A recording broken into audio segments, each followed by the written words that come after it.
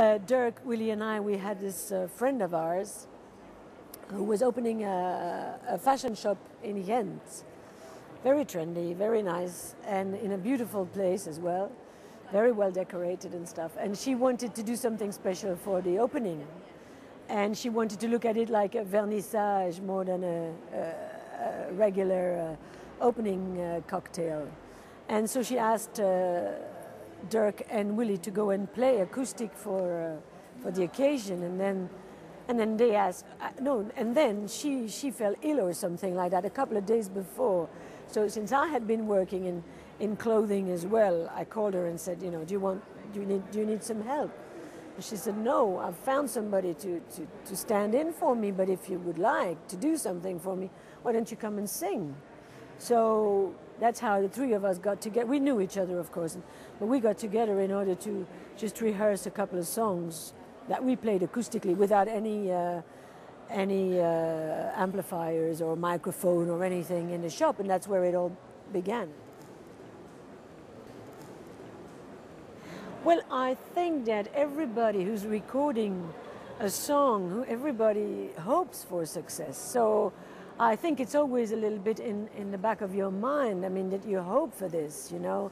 Now, if you're being realistic, you know, with your reason, that there's a very slight chance that it might be a success because there's so many people doing all kinds of things that never get successful.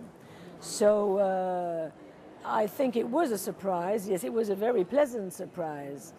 But that's what we were hoping for, of course. The first thing was like, you know, it's just you walk into a place and you hear, you know, your song being played in that place, in that restaurant, in that club or whatever.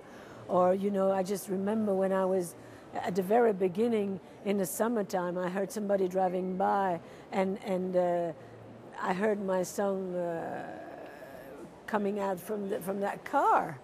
And, you know, that's just like, that's amazing. It gives you a real kick. But then, of course, you know, I mean, it's a kick and that's it. You can't live, you know, on one kick. You just need more kicks, you know, to carry on. I think success is something that makes you feel the loneliness, you know, because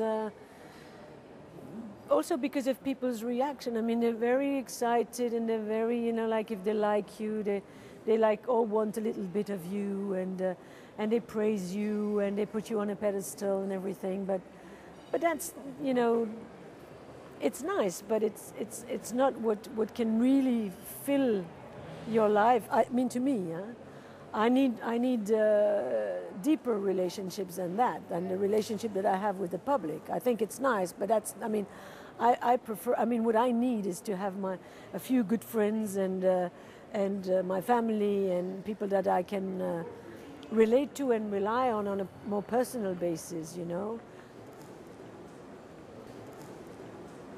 There's a difference between people from the north and people from the south, you know. People from the north are much more reserved and get, I mean, you know, you get them to react towards the end of the show. Whether when you go to Casablanca, for instance, or Athens, there's a lot more interaction between the public and the artists, you know.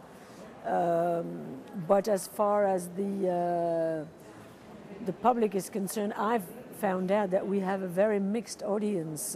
We have people my age, we have younger people, we have older people, we have gay people, we have straight people, we have, you know, I mean, it's very, very mixed.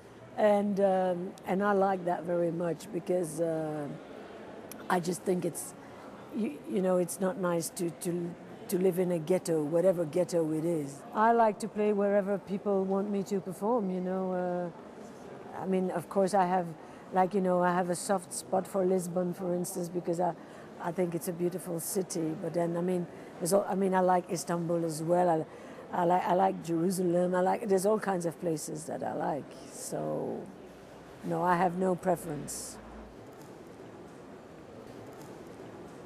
I stopped because I really felt that, merci, danke.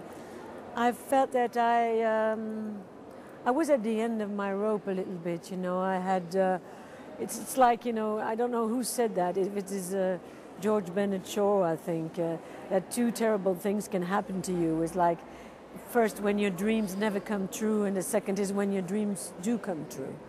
Because when your dream has come true, then, you know, you're just going to have another dream.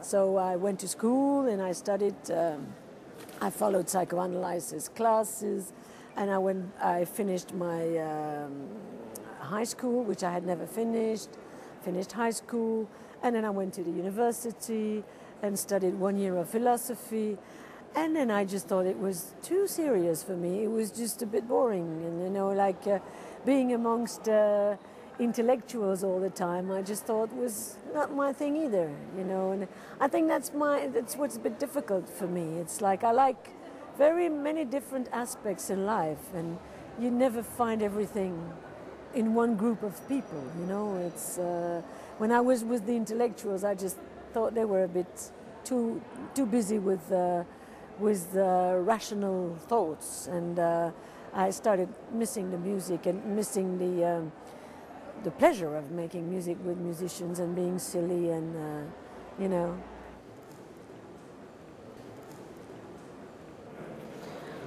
I started writing songs a long time ago, a long time before we even started Vaya con Dios. I was over at my parents the other day, and my father found in a box, he found a bunch of pieces of paper and photographs that I had written something on the back of, and so I've been writing songs for a long time.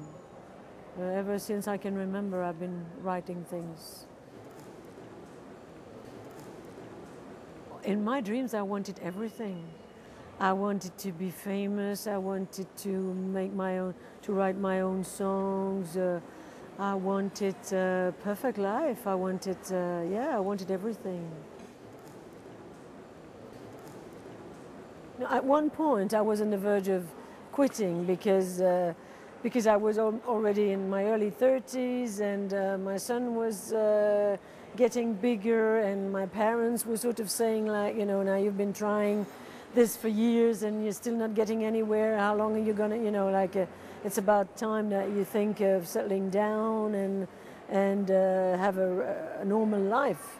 And there were times that I was doubting, and I remember making a phone call to Claude Moran, who's a famous Belgian singer who I admire very much, and saying to her, look, I think I'm, you know, if I have any talent, please tell me, but if you don't think I have, please tell me also, because I just get the feeling I'm not getting anywhere, you know, and it's just so difficult to make ends meet. And she said, yeah, but, you know, she said, of course you have talent, but you're always trying to do things where other people are involved. Do your own thing and try that way, and I'm sure it will happen. And that's exactly, you know, what happened, yeah.